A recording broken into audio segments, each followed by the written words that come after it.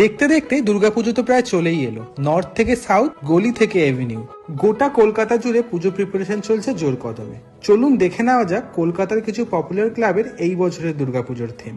তিরুপতি বালাজি টেম্পলের পর 2025-এ শ্রীভূমির চমক নর্থ আমেরিকার স্বামীনারায়ণ অক্ষরধাম মন্দির।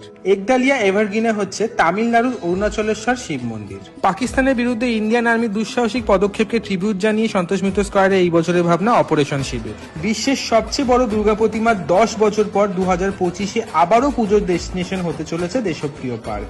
আগের বছর 10,000 গাছ দিয়ে প্যান্ডেল বানিয়ে তাক লাগিয়ে দিয়েছিল লালাবাগান নবাঙ্কুর। সত্যিকারের মাছ দিয়ে প্যান্ডেল বানিয়ে আবারও তারা চোখ ধাঁধিয়ে দিতে চলেছে সমস্ত পুজো লাভার্সদের। ভীষণ রেলেভেন্ট একটা টপিক আর্টিফিশিয়াল ইন্টেলিজেন্স নিয়ে কাজ করতে চলেছে এবছর জগৎ মুখার্জি পার্ক। 66 পল্লীতে এবারের ভাবনা শক্তি রূপা। টিকন পার্কে হবে দেব দর্শন।